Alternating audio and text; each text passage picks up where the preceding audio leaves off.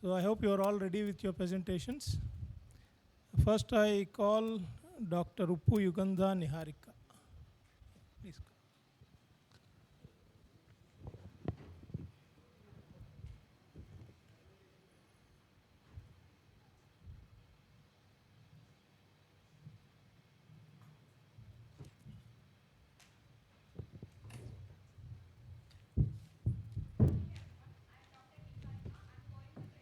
Pick on rare case series of Krausen syndrome in a family. Introduction. Krausen syndrome is an autosomal dominant disorder with complete penetrance and variable expressivity or can appear as a mutation. It is described by French neurosurgeon by name Octave Krausen in 1912 as it is a rare genetic disorder. It may be transmitted as an autosomal dominant genetic condition. It is caused by mutation in the fibroblast growth factor 2 genes. The disease is characterized by premature synostosis of coronal and sagittal sutures which begins in the first year of life. Once the sutures become closed, growth potential to those sutures is restricted. However, multiple sutural synostosis frequently extend to premature fusion of skull base causing midfacial hypoplasia, shallow orbit, maxillary hypoplasia and occasional upper airway obstruction. Coming to my case report, a 5-year-old male child presented with seizures to the pediatric emergency as informed by the mother. As per the history, the seizures are also associated with headache with multiple episodes of vomiting.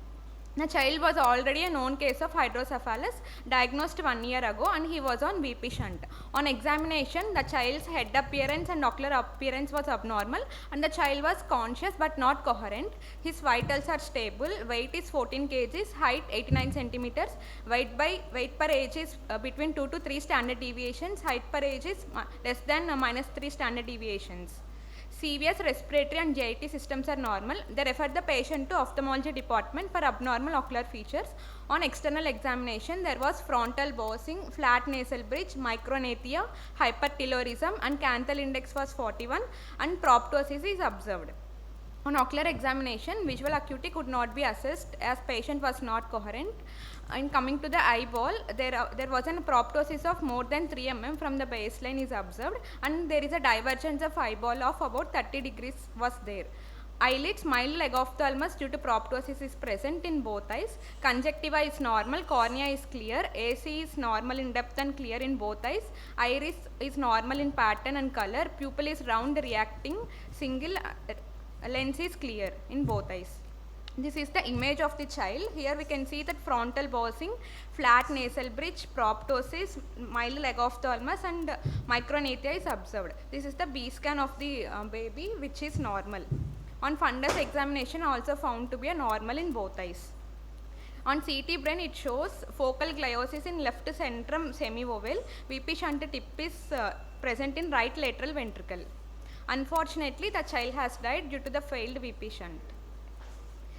There is significant family history was also present. Consanguineous marriage history is there. Mother also had similar ocular features since birth. Here we can see that frontal bossing, hypertelorism, proptosis, divergent squint and other anterior segment and posterior segment findings found to be normal and systemic examination was also a normal. And the younger son also had similar features since birth like frontal bossing, flat nasal bridge, micronathia, hypertelorism, proptosis, divergent squint and other anterior segment and posterior findings found to be normal and systemic examination is also normal. This is the image of the second son. Treatment we have given is just to avoid exposure keratopathy, we have given HPMC eye drops with eyelid taping. Coming to the discussion part, it is an inherited autosomal dominant pattern and is caused by mutation in the fibroblast growth factor receptor 2 and 3 which is present on chromosome 10.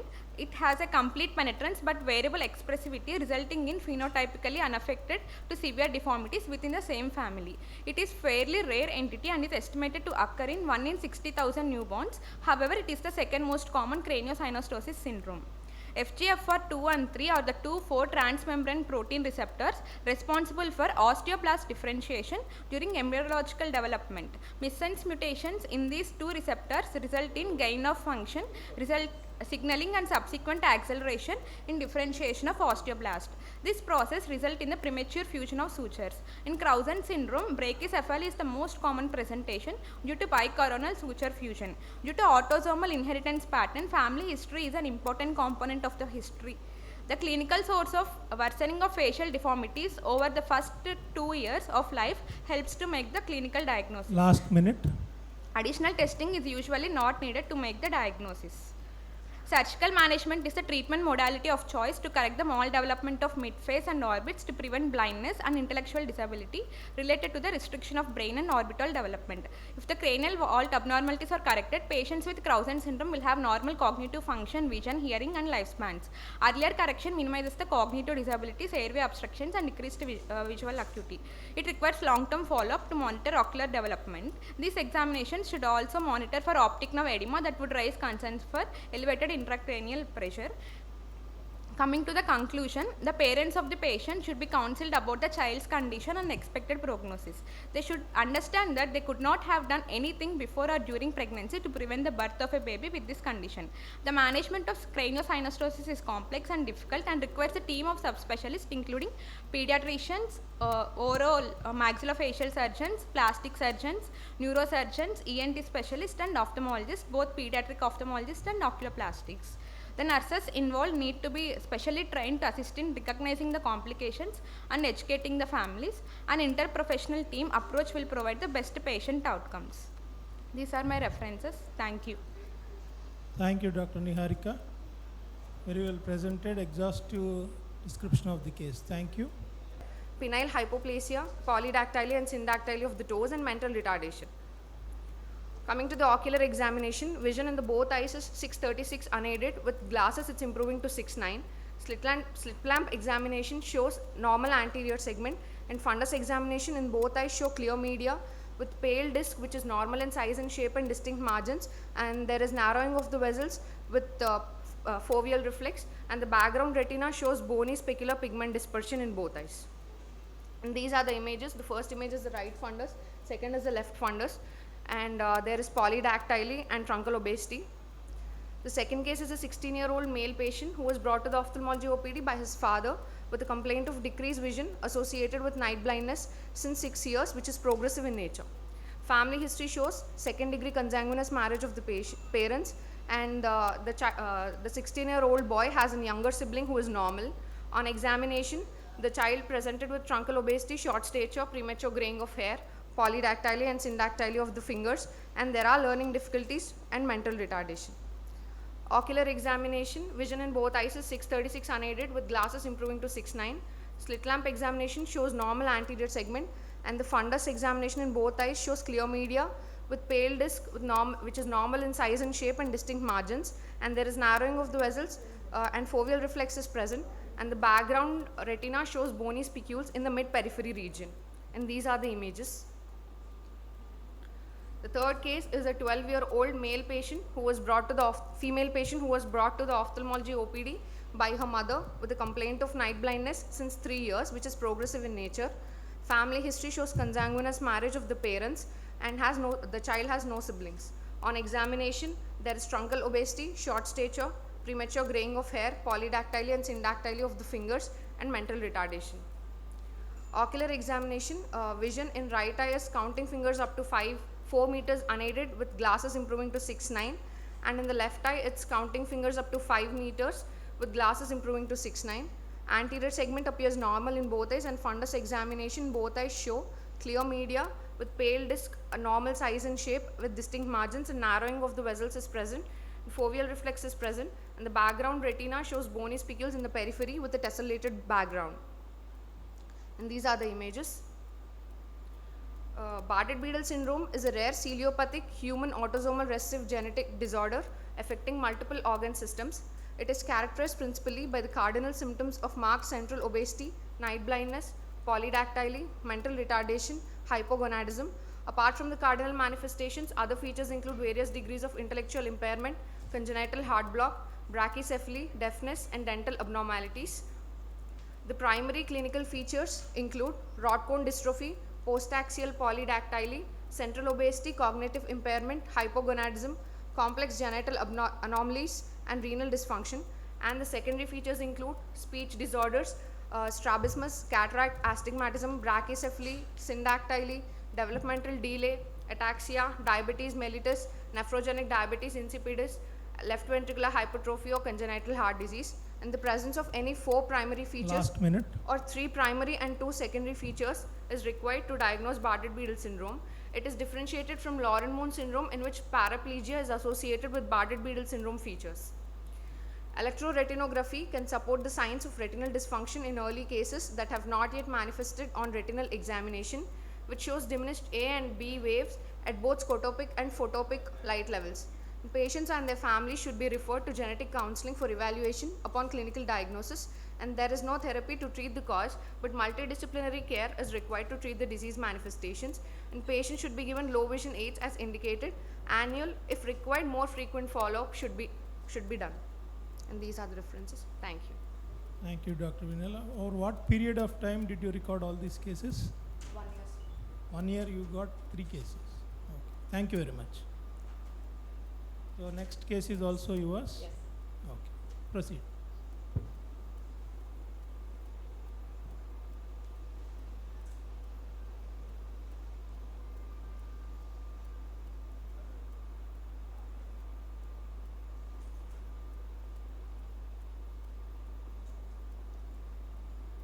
This is a case report on cutaneous mucormycosis with orbital cellulitis in an immunocompromised patient. A 56-year-old male patient came to the ophthalmology OPD with a chief complaint of severe lower lid swelling of the left eye and watering since 1 day, which rapidly progressed to upper eyelid. Later, the lower lid swelling is associated with excoriation of the skin and necrotic tissue, with sudden diminution of vision of the left eye and purulent discharge. The patient developed facial edema after 2 days. He is a known case of diabetes mellitus, uncontrolled diabetes mellitus, coronary artery disease with left ventricular dysfunction, and acute on chronic kidney disease. Coming to the visual acuity, in the right eye, at the time of admission it is 636, and in the left eye at the time of admission it's 660, which decreased to counting fingers up to 3 meters, and extraocular movements are free, full, painless in both eyes at the time of admission, but eventually the patient had pain and restriction in all gazes in the left eye. Coming to ocular examination, in the right eye, the eyebrows are normal with lower lid edema with excoriation of the skin, and matting of the eyelashes is there, and the conjunctiva is white with clear cornea, and the anterior chamber is optically clear with normal depth. Iris is normal in color and pattern, and the pupil is normal in size and shape and reacting to light, and the lens is grayish white. Coming to the left eye, the eyebrows are normal. Eyelids show periorbital edema with skin excoriation, and necrotic tissue is present in the lower eyelid with matting of the eyelashes. There is conjunctival chemosis, and cornea is clear. Anterior chamber is optically clear with normal depth. The iris is normal in color and pattern. Pupil in the left eye is normal in size and shape, but it's sluggishly reacting to light, and the lens is grayish white. Investigations. Complete blood picture was done, which showed leukocytosis with elevated neutrophils, and the liver function tests and the renal function tests are elevated. HbA1c is 11%, and the prothrombin time is 18.2 seconds. Histopathological examination of the lower eyelid skin shows necrotic material with few chronic inflammatory infiltrates and broad aseptate non-branching filamentous structure suggestive of mucormycosis, and MRI brain with orbits show ill-defined T1 hypo and T2 hyperintense collection with restricted diffusion noted in the subcutaneous planes of bilateral frontal, premaxillary and nasal region of infective etiology, most likely fungal origin, with significant fat stranding noted in the retroorbital fat on both sides. And left eye showed periorbital cellulitis. Treatment. As advised by the general physician based on the general condition of the patient, the following treatment was given. Injection amphotericin B was given 75 mg for 10 days, which is followed by itraconazole 200 mg BD for 6 weeks, and peribulbar and perilesional injection amphotericin B of 0.7 ml was given every alternate day for 3 doses. Injection monosif 1 gram was given for 5 days BD dose, and injection peptase 2.25 IV TID for 10 days, which is followed by tab linezolid 600 mg for 10 days, and topical antibiotics were given 3 times a day, and hydroxypropyl methylcellulose were given 4 times a day, and mupirocin ointment was advised by the dermatologist over the necrotic area, and the patient continued his systemic medications. Regular dressings have been done with removal of slough and necrotic tissue along with perilesional amphotericin B injections every alternate day for 3 doses. The patient responded to the given perilesional injections, and at the time of discharge, patient showed improvement in vision to counting fingers up to 5 meters with reduced lid edema and improved extraocular movements and pupillary reactions of the left eye. The patient healed with ectropion. Ectropion correction was awaited for the general condition of the patient to improve. And these are the various images of the patient during the stay in the hospital. Regular dressings were done, and at the time of discharge, discussion. Mucormycosis is a rare but devastating condition due to its rapid and aggressive angio-invasive growth. Orbital association with mucormycosis is associated with a high risk of mortality, as once the fungus enters the orbit, it can easily access to the intracranial space through ophthalmic artery, optic canal, or superior orbital fissure. Risk factors for mucormycosis include diabetes mellitus, immunocompromised individuals, and diabetics are predisposed to infection because an environment of low oxygen tension, hyperglycemia, and ketosis provide an excellent medium for the fungus to thrive. Rapidity of diagnosis, reversal of underlying predisposing factors, appropriate surgical debridement of the infected tissue, and appropriate antifungal therapy are critical for eradicating mucormycosis. Early diagnosis is important because small focal lesions can be surgically excised before they progress to involve the critical structures. Tissue diagnosis can be possible, and biopsy should be performed as soon as possible, and surgical debridement of the infective and the necrotic tissue must be performed as a matter of urgency. To conclude, mucormycosis is a rare but life-threatening fungal infection. Clinicians must have high index of suspicion in rapidly progressive cases of orbital cellulitis and in cases with predisposing factors such as diabetes mellitus and immunocompromised patients. The successful management of such cases centers around prompt diagnosis, appropriate antifungal agents, and urgent surgical debridement of the involved tissues. These are the references. Thank you. Dr. Sushmita Yalampalli.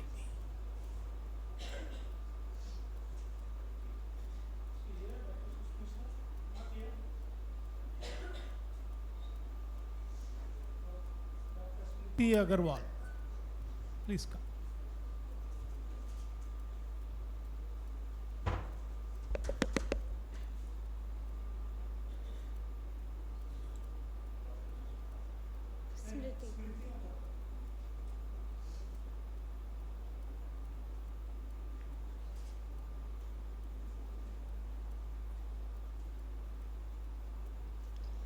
Good morning everyone. So I am Dr. Smriti Agrawal, and my topic is a clinical study of isolated 3rd, 4th and 6th cranial nerve palsy in a tertiary eye care center.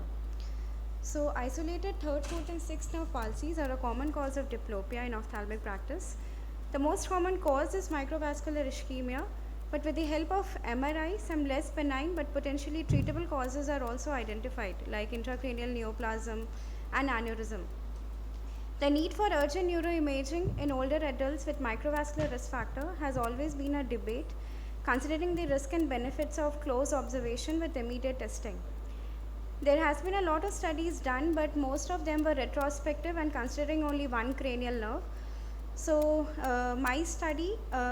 in my study, we aim to study the clinical profile and etiology of isolated 3rd, 4th and 6th cranial nerve palsy in a tertiary eye care center in the region of South India, Andhra Pradesh.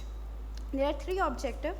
First is to study the clinical profile, second to study the risk factors and etiology, and third is to find out the recovery rate and to ascertain the role of neuroimaging in the diagnosis of isolated 3rd, 4th and 6th cranial nerve palsy. We included all patients with isolated 3rd, 4th and 6th cranial nerve palsy of less than 1 month duration, having neuroimaging of brain and orbit with no age consideration, and we excluded patients with multiple cranial nerve palsies of more than 1 month duration, congenital palsies, patients having no follow-up, patients having other neurological problems, and with other causes of external ophthalmoplegia. So a total of 37 cases were included in the study satisfying the criteria. Neurologically isolated palsy was defined as the absence of other signs and symptoms with the exception of headache or periorbital pain within 1 month of the onset of diplopia and during follow-up until enrollment. A detailed systemic history, ocular history, and family and personal history was taken. General examination was done, including the examination of other cranial nerves. Ocular examination was done, including sensory and motor evaluation of squint and special tests like Hess charting and force duction test. Investigations were sent and follow-up was called for 15 days, 1 month and 3 month duration. We found in our study that the mean age of onset was 50 years and male preponderance was seen. The most common risk factor was vasculopathic, constituting diabetes, hypertension, dyslipidemia, coronary artery disease, smoking, etc. The most common cranial nerve palsy is 6th cranial nerve palsy. Among 3rd cranial nerve palsy, 33% of the cases were pupil involving. In neuroimaging, 50% of the patient lesions were seen, and most common lesion was ischemia or infarct, constituting 26% cases. The most common etiology was found to be microvascular ischemia, constituting 64.9% cases. We found that 24.2% showed full recovery, 57% showed partial recovery, and 18% showed no recovery. Comparison with other trials. So, the most common cranial nerve affected was 6th in other studies as well. The most common risk factor was vasculopathic in other studies also. The most common etiology was microvascular ischemia, which was similar to the other studies.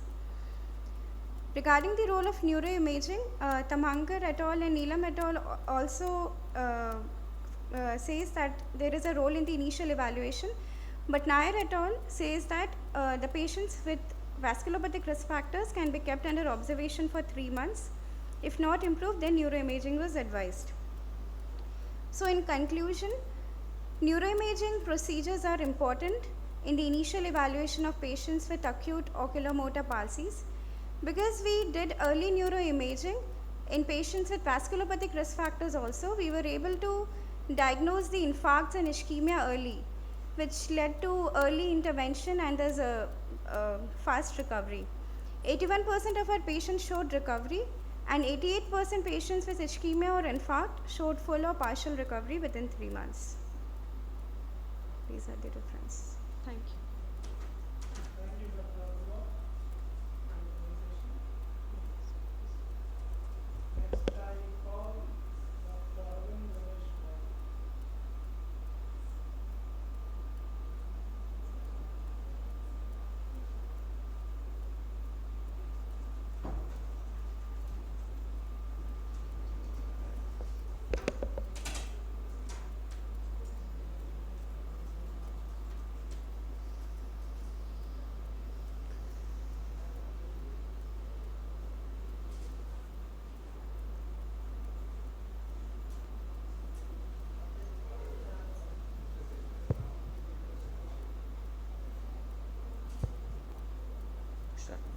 Good morning everyone. The presenting paper is Clinical Profile of Atypical Optic Neuritis in a series of 3 cases. Presenting author myself, Dr. Arvind Ramesh Babu, GGH Guntur. Introduction. Optic neuritis is an inflammatory demyelinating optic neuropathy causing acute uniocular binocular loss of vision.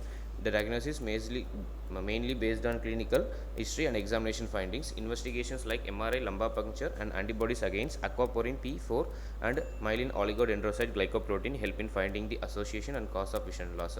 Once the diagnosis is established, the treatment is done based on optic neuritis treatment trial protocol. First case, 34-year-old female presented with chief complaint of diminution of vision in both eyes, left eye greater than right eye, since 3 months, which is gradual progressive nature, as not associated with headache, no other symptoms like fever, vomiting, seizure, or any other systemic illness. On examination, best corrected visual acuity in right eye 6/12, left eye 6/36, color vision normal in right eye, left eye identifying only primary colors, anterior segment normal in both eyes, pupil normal in right eye, RAPD grade 2 present in left eye, lens were clear in both eyes. Fundus examination, both eyes pale optic disc with a distinct margin and CDR 0.6:1 was noted, normal vessels and FR present. This is the fundus image. You can see the pale optic disc in both eyes. MRI bend showed evidence of tortuous course of bilateral prechiasmatic segments of optic nerve, suggesting bilateral atrophic optic neuritis with anti-MOG antibody positive and anti-aquaporin P4 antibody negative. Automated visual field was done in right eye. Non-specific scattered depressions noted in pattern deviation plot. Near normal fields noted on repeat fields on left eye due to learning curve. This is the visual field.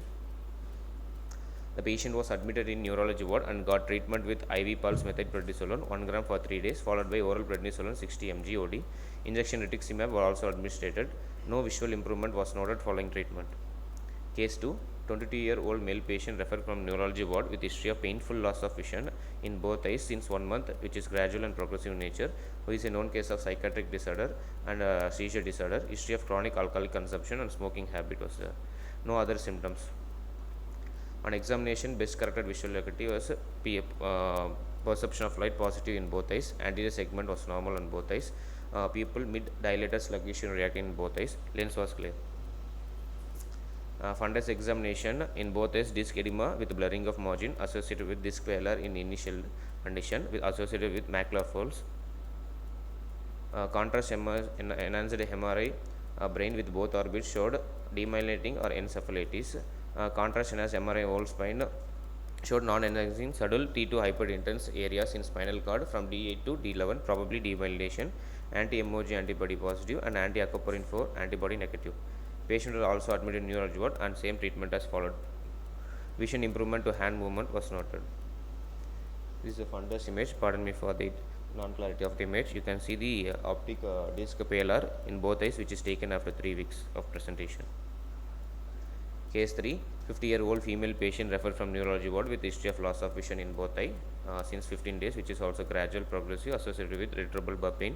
History of cataract surgery done right eye before 1 year. No other symptoms. On examination, best corrected visual acuity is also PL positive in both eyes. Anterior segment normal in both eyes. Pupil sluggishly reacting to light in both eyes. Right eye lens pseudophakia, left eye grayish white opacification was noted. On fundus examination, right eye mild disc edema with a distinct margin associated with temporal paleness in left eye hazily seen. B scan was done, right eye anechoic and left eye vitreous echogenicity present. This is the fundus image showing in right eye temporal pallor, left eye hazy medium. This is a B scan. In left eye you can see the vitreous echogenicity, right eye anechoic. MR bench showed bilateral optic neuritis, anti-MOG antibody positive and anti-aquaporin 4 antibody negative. Patient was also treated similarly. Visual acuity after 1 month was improved to 660 in right eye and CF 1 meter in left eye. Conclusion, 3 cases of optic neuritis affecting both eyes have been reported with varied presentations and visual acuity ranging from 660 to perception of light associated with abnormal pupillary reflex. Fundus findings showed pale disc in 1 case and disc edema with pallor in 2 cases. All are positive for anti-MOG immunoglobulin and negative for anti-aquaporin 4 immunoglobulins. Patients were treated with IV steroids initially, followed by oral steroid, and IV rituximab was administered in 1 patient. Visual improvement was noted in 2 of them. Discussion.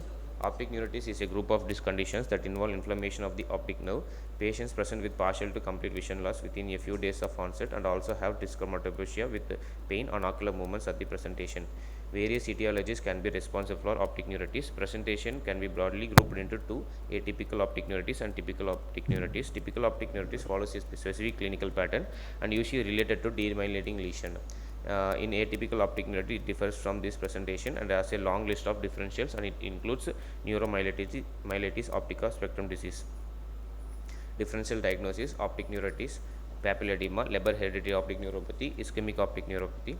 Diagnostic procedures are anti-aquaporin P4 antibodies, anti-MOG antibodies along with normal CBC, erythrocyte sedimentation rate and CRP, and contrast enhanced MRI of brain of both orbits, contrast enhanced MRI of whole spine, OCT of peripapillary retinal nerve fiber and optic nerve head with a visual evoked potential. To determine whether optic neuritis represent as CS or related to MS, revise the McDonald criteria applied. Management is based on optic neuritis treatment trial. Outcomes were IV steroid treated patients recovered faster within first 4 to 6 weeks post onset. However, at 6 months and 10 years, no statistical difference in final visual outcome. Oral steroid is conventional doses alone are contraindicated for acute optic neuritis because of higher rate of recurrence. Patient does not respond to IV steroid therapy can be treated with yearly plasma exchange, azathioprine and myclophenol mofetil for long-term immunosuppression and prevent recurrence.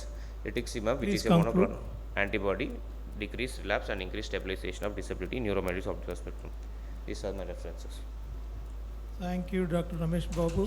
Is this a case of orbit and oculoplasty or neuroophthalmology? Actually, it is a case of neuro-ophthalmology, sir. But you are allotted here. Yes, sir. Okay, thank you. Thank you so much. Next, Dr. Anisha Patta.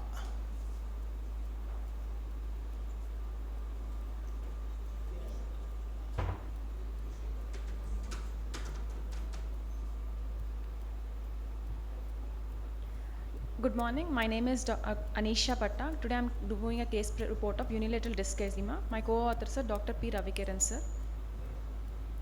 A 47-year-old female patient came to ophthalmology OPD with the chief complaint of diminution of vision in left eye since 1 month.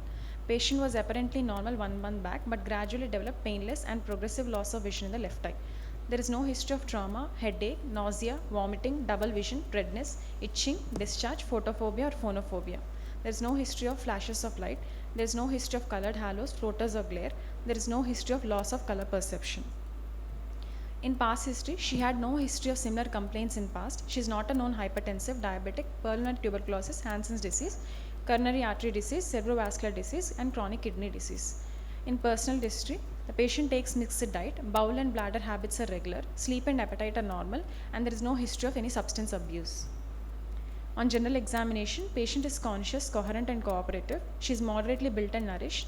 There are no signs of pallor, icterus, cyanosis, clubbing, lymphadenopathy or pedal edema. Her vitals were stable. On systemic examination, CVS S1, S2 heard. Per abdomen soft, no organomegaly seen.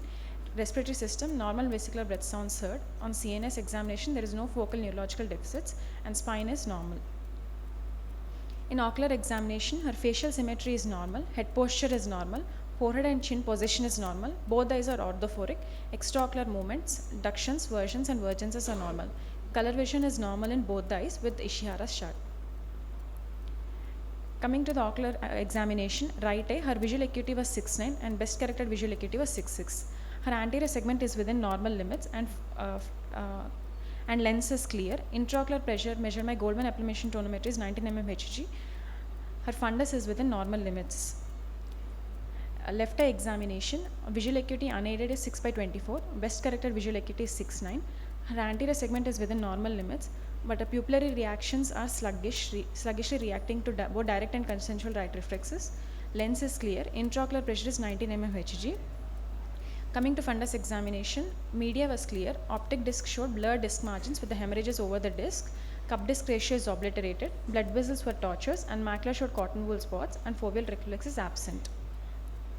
Here is a fundus picture showing right eye showing normal fundus, whereas left eye showing obliterated cup disc ratio, blurring of disc margins, and dilated vessels and tortuous vessels and cotton wool spots in the macula, and absent foveal reflex. OCT optic disc showed right eye optic disc OCT was normal, whereas left eye showed increased retinal nerve fiber layer thickening. Fundus fluorescent angiography. Right eye was normal, left eye showed dilated peripapillary vessels with the late leakage. There was no background choroiditis and no sectoral disc non-perfusion.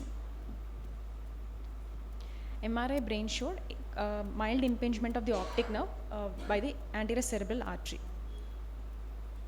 Visual field charting with Humphreys field analyzer revealed left temporal visual field defects. Optic coherence tomography revealed increased retinal nerve fiber thickening.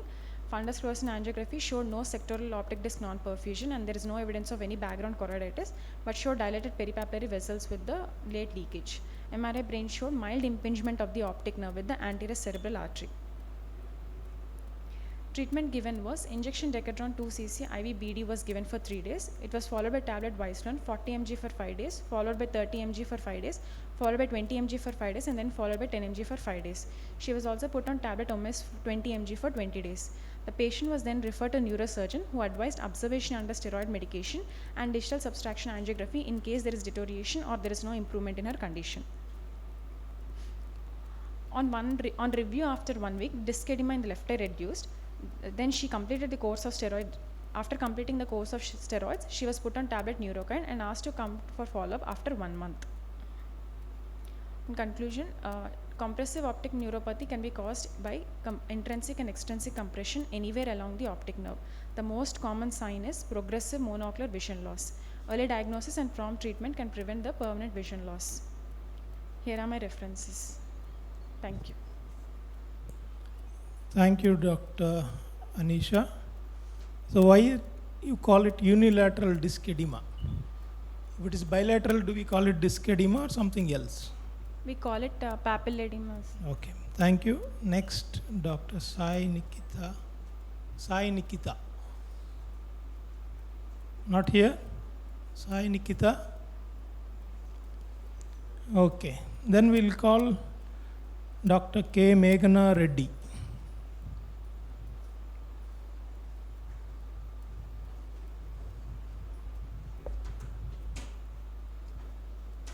A very good morning to all of you. I'm Dr. Meghna, Junior Resident, Regional Eye Hospital, Kurnool Medical College, Kurnool. And my topic is visual outcome in closed globe injuries. So ocular trauma is a leading preventable cause of monocular blindness and vision impairment in the world. The reported incidence of ocular trauma in India varies from 1 to 5%. Due to ocular trauma, 1.6 million people are blind worldwide and 2.3 million people have bilateral vision impairment. 19 million people suffer from unilateral vision loss. The severity of ocular injuries can range from minor non-life-threatening conditions like ecchymosis of the eyelid, corneal aberrations, subconjunctival hemorrhage, to extremely serious blinding conditions such as a ruptured globe, retinal detachment, traumatic optic neuropathy, intraocular hemorrhage, and orbital hemorrhage. Closed globe injuries are commonly encountered in pediatric age group. And the common causes of closed globe injuries include sports-related trauma, assault, and road traffic accidents. Occupational injuries are commonly seen in adults, and these injuries are associated with high-risk occupations such as agriculture, mining, plumbing, and manufacturing industry. So these are the few presentations we have seen at Regional Eye Hospital, Kurnool. In the eyelids, we have noticed periorbital edema and ecchymosis and traumatic ptosis. In the conjunctiva, we have seen cases of subconjunctival hemorrhage and conjunctival lacerations. In the cornea, we have seen epithelial defects. In the anterior chamber, we have seen cases of traumatic iridocyclitis and hyphema. In the pupil, traumatic mydriasis. Lens, we have seen subluxation of clear lens and a rosette cataract formation. Vitreous, we have seen cases of posterior vitreous detachment. In the retina, we have seen Berlin's edema and retinal detachment. Aims and objectives of my study: to study the clinical presentation of patients with closed globe injuries and to assess the final visual outcome of patients with closed globe injury following treatment. Inclusion criteria: all patients with closed globe injuries attending ophthalmology OPD and casualty of GGH have been included in the study. All patients with pre-existing ocular pathologies and open globe injuries have been excluded from the study. Material and methods: we have conducted a prospective study on 1 or 2 patients over a period of 12 months from September 2022 to August 2023 at Regional Eye Hospital, Kurnool. 1 or 2 patients of all age groups fulfilling the aforementioned inclusion and exclusion criteria have been included in the study. All patients underwent a detailed protocol-based workup comprising of visual acuity testing, anterior segment evaluation with a pen torch and slit lamp examination, intraocular pressure measurement, posterior segment evaluation using direct and indirect ophthalmoscopy. Investigations such as B-scan ultrasonography, X-ray and CT orbits, MRI and OCT were done as per the indication. Results: in my study, there were 76 male patients and 26 female patients in the study. The male to female ratio was found to be 3:1. So closed globe injuries were more common in the age group of 16 to 30 years of age, accounting to 36.2%. Males were more commonly affected when compared to females in my study. Majority of patients sustained injuries due to road traffic accidents, and it accounted to 46%.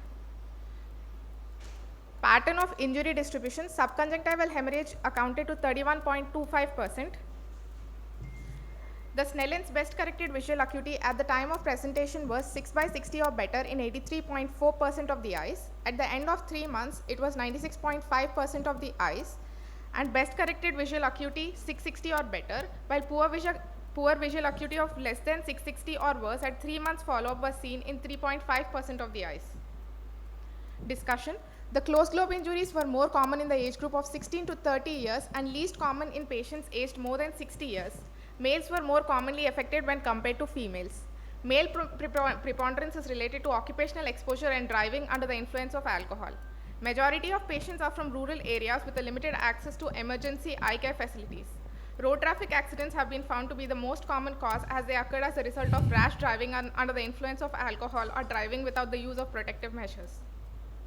Anterior segment was most commonly involved in this study, and the presentation included subconjunctival hemorrhage, conjunctival lacerations, corneal abrasions, hyphema, iridocyclitis, traumatic mydriasis, traumatic cataract or dislocated lens. In our study, posterior segment injuries included retinal detachment, commotio retinae, and posterior vitreous detachment. The best corrected visual acuity at the time of presentation was 618 or better in 68.6% of the eyes, and less than 6/18 to Last 660 minute. in 14.8% of the eyes, less than 660 to 360 in 7.4%, and 3/60 to no perception of light in 9.2% of the eyes. At 3 months follow-up, 2% of the patients were included in the blindness category due to traumatic optic neuropathy, commotio retinae, and retinal detachment. Ocular trauma is the major cause of ocular morbidity and mortality. Prevention is always better than cure. The impact of ocular trauma in terms of medical care, loss of productivity, and cost of rehabilitation services clearly highlight the importance of preventive strategies. Promoting safe riding practices and strict implementation of traffic rules is essential in preventing ocular trauma. Prompt transfer to a good eye care facility and timely intervention are important in preventing visual mortality. These are my references. Thank you. Thank you, Dr. Meghna. Next I call on, thank you. Next I call on Dr. K. Manjula.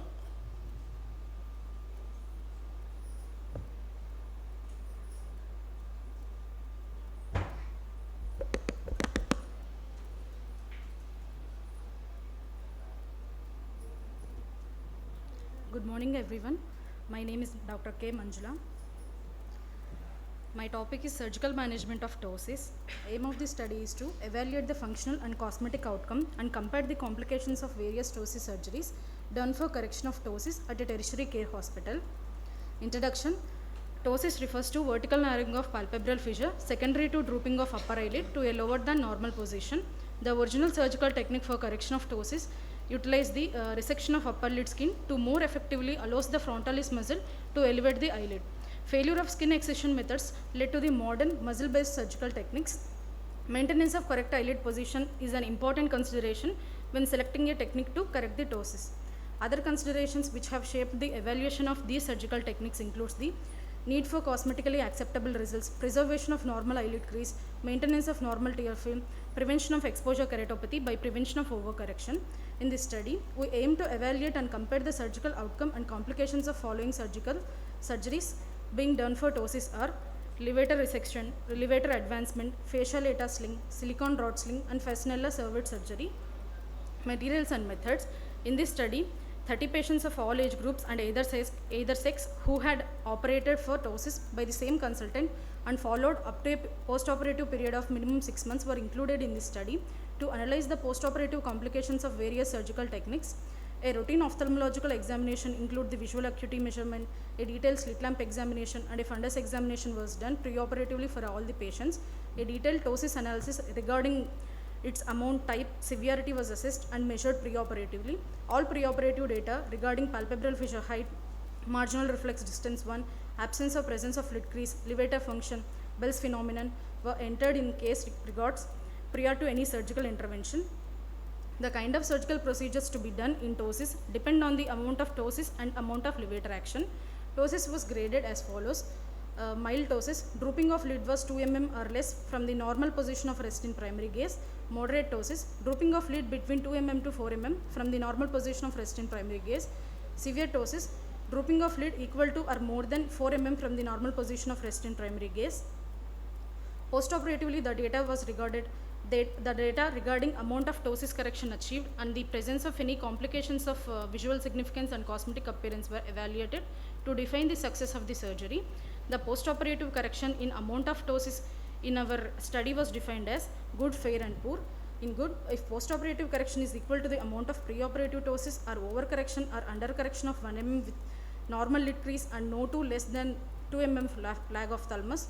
Fair, undercorrection or overcorrection up to 2 mm with cosmetically acceptable lid crease and 2 to 3 mm of lag of thalamus. Poor, undercorrection or overcorrection by more than 2 mm with cosmetically unacceptable lid crease and gross lag of thalamus.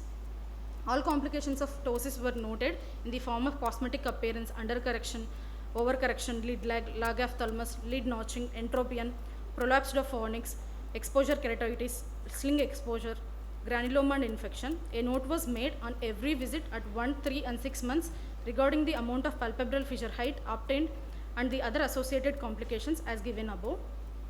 Results: a total of 30 patients were enrolled for the study. Age of the patients ranged from 40 to 60 years. There were 16 males and 14 females in the study. Among the 30 patients, 5 patients has mild ptosis, 15 patients had moderate ptosis and 10 patients had severe ptosis. This is the table showing various types of surgeries performed based on the action of levator. In our study, we found that levator resection group, out of 7 patients, 5 cases has good postoperative outcome and 2 cases has fair postoperative outcome. Among fascinella servate and levator advancement surgery, all patients have good correction of ptosis. Among the patients that operated for facial eta sling, out of 7 patients, 6 patients has good postoperative outcome and 1 patient has fair postoperative outcome. In silicone rod sling performed in 5 patients, 4 patients has good postoperative outcome, whereas 1 case has a fair good correction. A chi-square test was applied to find if there was any significant difference in the postoperative outcomes in all these 5 groups. The p-value was 0.72 and was not significant. From this chi-square test, it can be concluded that outcome difference between these 5 surgeries is not significant statistically. These are the images that showing preoperative and postoperative pictures of patient who undergoes brow suspension levator resection surgery. These are preoperative and postoperative pictures of patient who underwent facial eta sling surgery and fascinella servate surgery. This picture showing the preoperative and postoperative pictures of patient with Marcus gun jaw winking who underwent brow suspension with facial eta slinger. This picture showing preoperative and postoperative pictures of patient who underwent brow suspension with silicone rod. This is the table that showing postoperative outcome of lid elevation achieved at the end of the 6 months.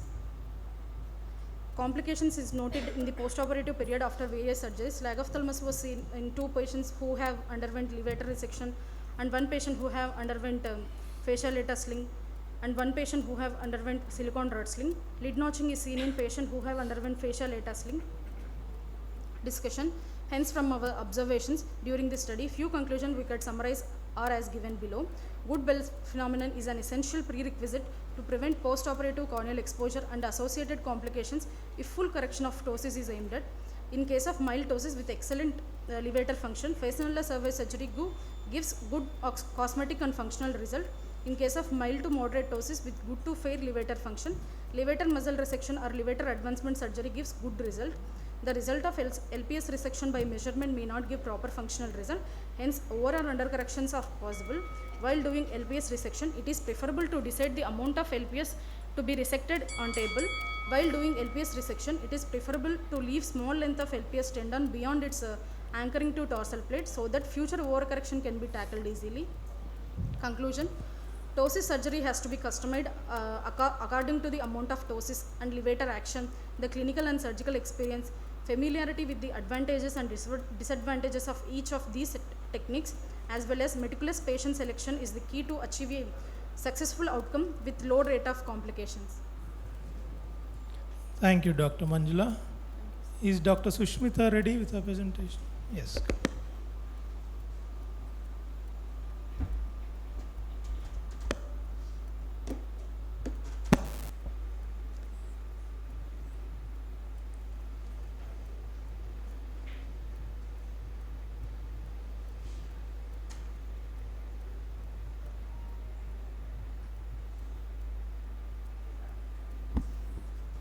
Good morning everyone, I am Dr. Sushmita. Today's topic of presentation is Ewing sarcoma. Coming to the introduction, Ewing sarcoma is a malignant tumor of the neuroectodermal origin arising within the bone or soft tissue. It is most commonly seen in children and young adults under the age of 20 years. It is characterized by morphological features of small round blue cell tumors and immunohistochemical features of expression of CD99 protein. Cytogenetic features of translocation 1122 or translocation 2122 gene rearrangement. Here is a case report of 20 years old male patient has presented with complaints of forward protrusion of the right eye since 1 month. The forward protrusion was painless, progressive in nature, and it was not associated with headache, vomiting, or loss of vision. There was no history of trauma or any systemic illness. On examination, the patient was apparently healthy. Vitals were within the normal limits. Ocular examination, head posture was maintained, facial symmetry was normal. Extraocular movements were restricted in the right eye in abduction and elevation.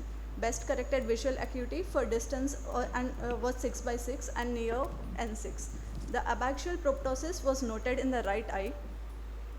This is abaxial proptosis noted in the right eye and restriction on elevation.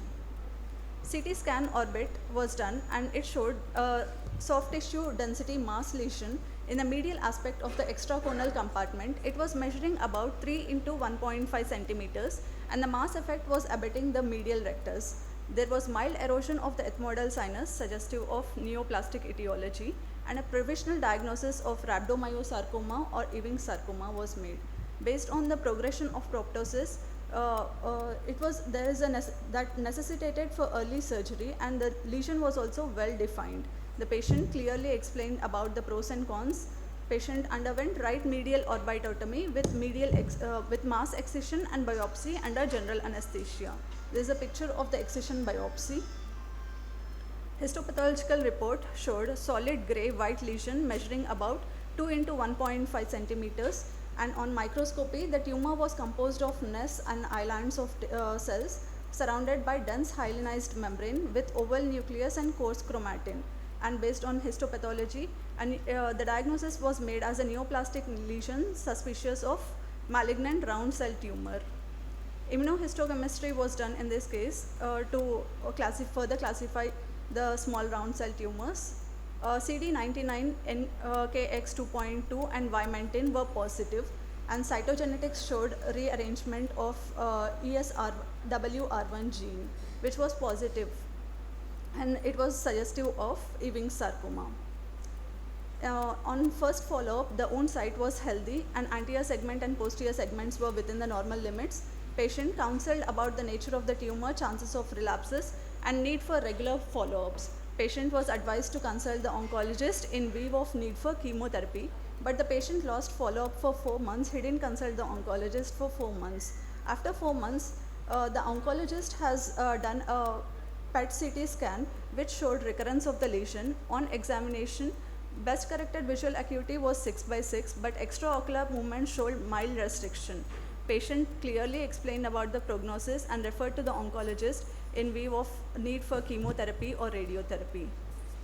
Patient has visited us after 4 months and the best corrected visual acuity was 6/6. Patient completed 6 cycles of chemotherapy, vincristine, actinomycin D and cyclophosphamide, 3 cycles alternately with ifosfamide plus etoposide.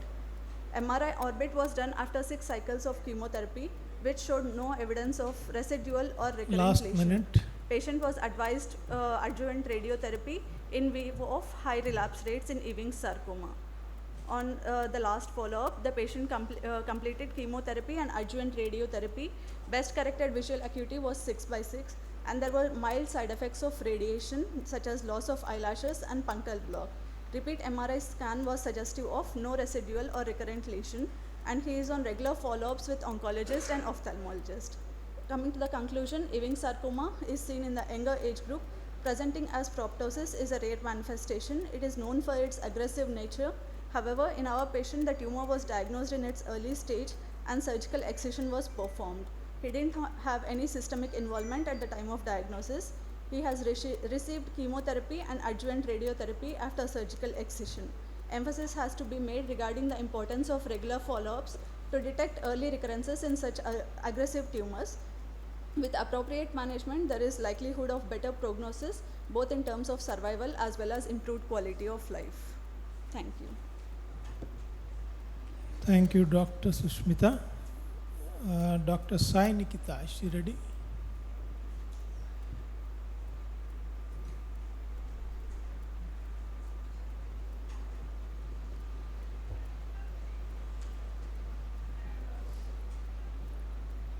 Good morning all. I Dr. Sai Nikita Mosa presenting a case of rare neurological emergency detected in ophthalmology OPD. We all know that signs of raised intracranial pressure coming to ophthalmic OPD will be papilledema, bilateral sixth nerve palsy and headache. Patient mainly come to the ophthalmologist first with headache and diplopia. So proper evaluation is must to detect the neurological emergencies like intracranial space occupying lesions like tumors, hemorrhages or idiopathic intracranial hypertension, cerebrosinus venous thrombosis and meningitis etc. So I present a rare case of papilledema along with bilateral sixth nerve palsy which was reported in a young female, detected and treated immediately, saving her life.